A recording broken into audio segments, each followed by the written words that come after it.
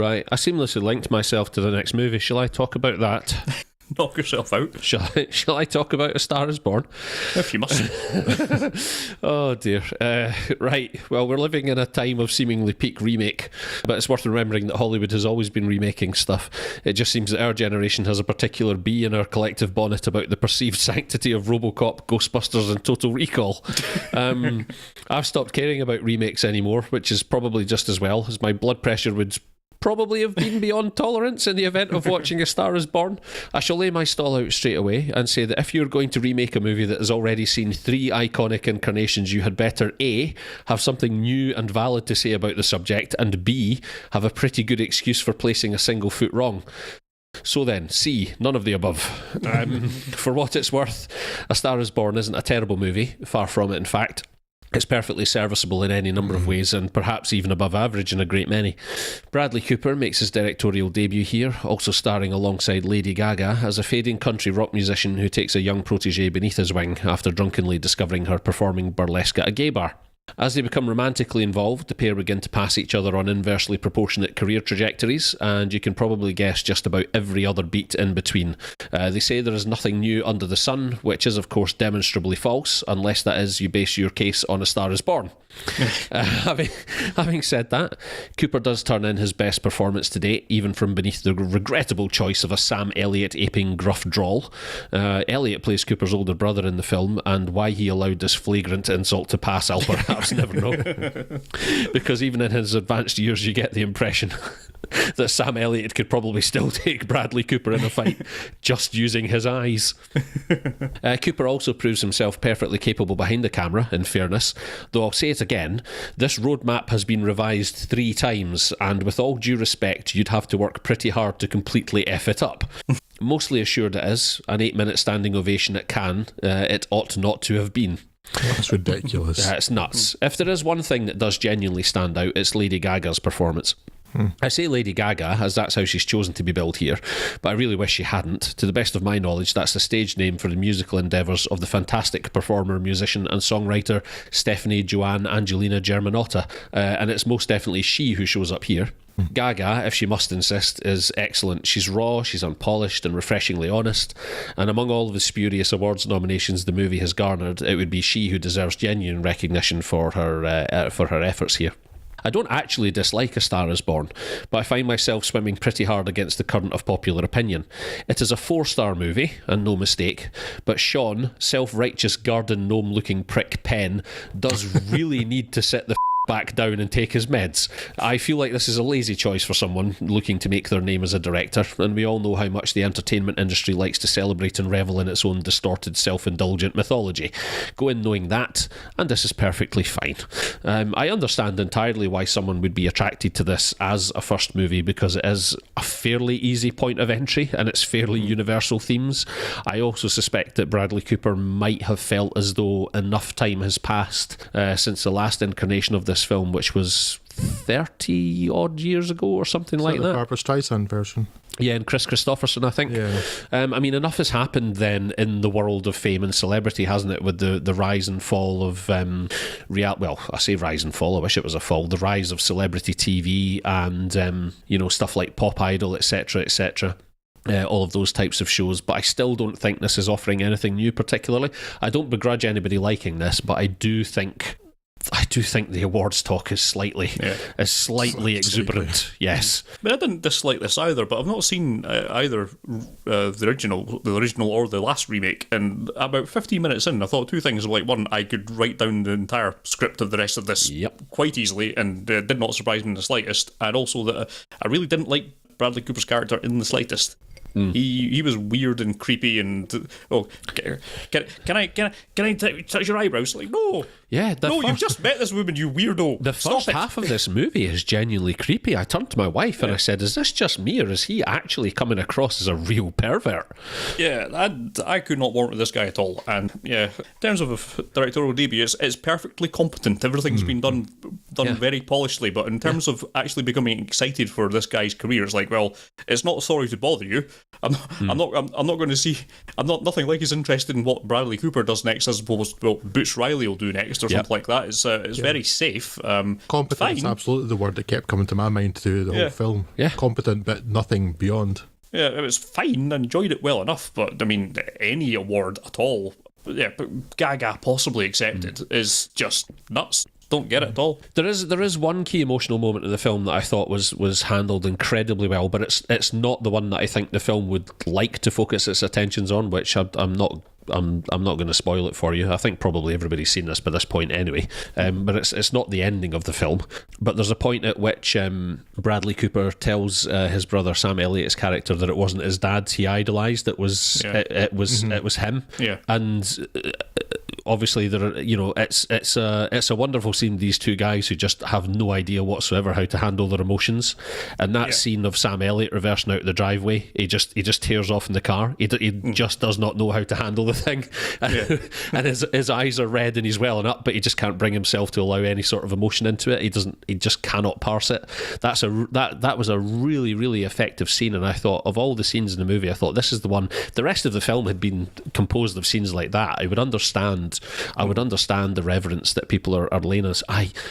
Sean Penn has made a number of bad calls in his life. What that open letter is about, I do not know. Yeah, so I have no idea what you're talking about. Sean Penn has essentially issued an open letter to the Academy stating that if anyone votes for anyone other than Bradley Cooper as Best Director, it's a joke because A Star Is Born is pure art. Has he seen Roma?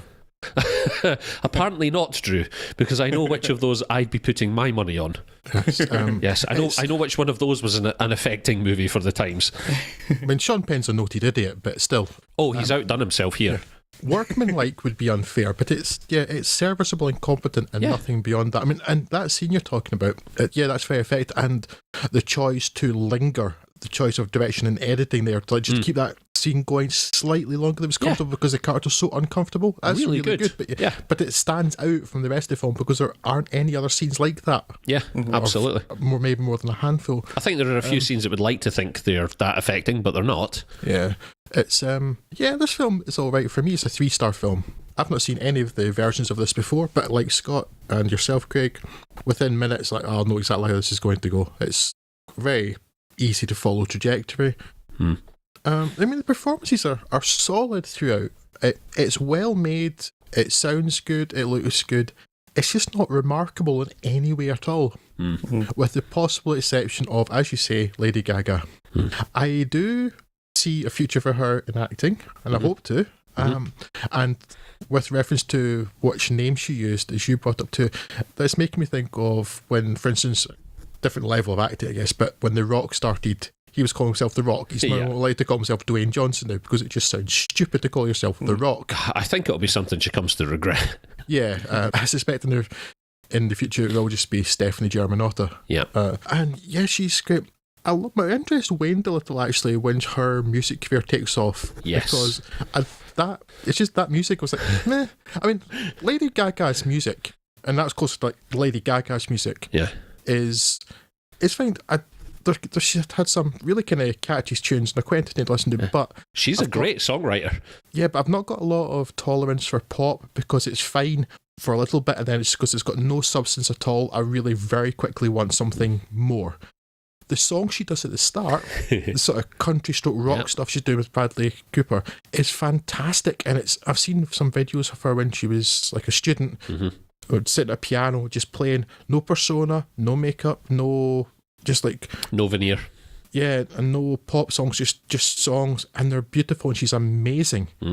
And you see that at the start of the film, and that kind of disappears, and so musically I just lost interest by the end. I think that 100%. seemed to be. I've heard people saying that's part of the point. Oh, now she's become successful, she's losing her independence and creativity and all that sort of stuff. But it doesn't actually reflect any of that in what the character says at all. I mean, No, but she's happy musically. Yeah, absolutely. Yeah. Precisely. So it seems like people are projecting that onto it, but it doesn't seem to be something that's actually in and of the character itself. So I'm not quite sure where that reading comes from. It's a bit strange. It doesn't work at all, Scott, for two reasons. One, yes, the character doesn't support it. The character seems happy that she's moved into a different genre of music. This is what I want to pursue. Yeah. And also, it doesn't work because it's being played by Lady Gaga, and it's very Lady Gaga style music, Yes. so it doesn't work. If it was a different actor, perhaps, but it's not. It's But her. the other kicker is that it's just nowhere near the quality of Lady Gaga music, and I'm not sure whether or not she had any hand in writing those songs. But No, it's sort of like a pastiche almost of Lady Gaga music, isn't it? yeah, Sort of in the literally style of like rather than of. abstracted out to the blandest it could possibly be. And Yeah. I'm glad you brought it up actually, because we made the same observation in this household, and there's one of those songs has become a bit of a meme for us in this house. It's become a bit of a it's become a bit of a running joke. And I had the same sort of conflict where I wondered, and I'd read people saying, well, yeah, it's about the fact that she's kind of at that point she's sold out, but the character in the film, her portrayal and her understanding of that situation is that she is as happy with that music as an expression of her character as she is the stuff she sings at the start of the film. There's no suggestion that she is partaking or knowingly selling out, or that she perceives this as being any sort of decrease in the quality of her output. It was just quite bizarre, and it rung quite hollow. There was also something about the compression of that for a film that arguably runs 20 minutes too long, and I've lost track of how many times I've said that in the last 6 months. For a film that arguably runs 20 minutes too long, there is a weird lack of sense of that career playing out. It all It's like happens in a month and a half. Yeah, but even though it's actually over the course of about an hour of the film, there's no sense of the passage of time. It's really weird. Really weird. Yeah, it's strange, and I'm still banging on about this, I guess, but when, like, for instance, this is perhaps one bit that felt a bit unlike other similar films that have gone, and this could have gone, where she's got the English manager that comes in. Yeah. I don't know if it's English for choice to make people think of people like Simon Cowell or something like that, and you think he's going to be really controlling, really dictating to her, and he's sort of not in the way that would be a kind of. Certainly not in the way that Bradley Cooper's character comes across in the start of the film. Not the sort of the classic way that character might be of being like the evil villain.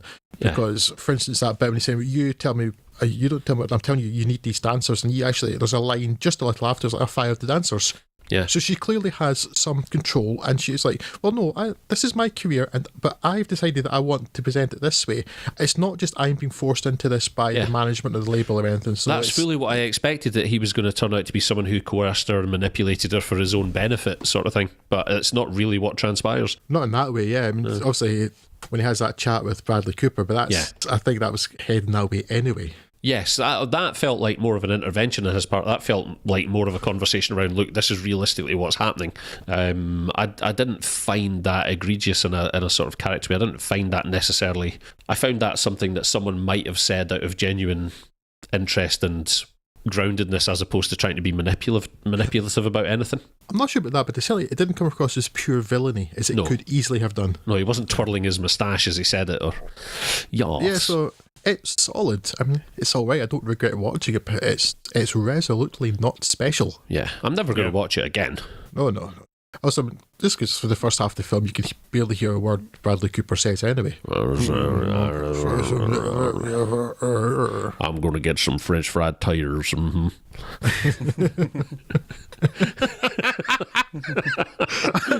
What? Oh dear. Yeah, but there you go. That's entertainment. That's A Star Is Born.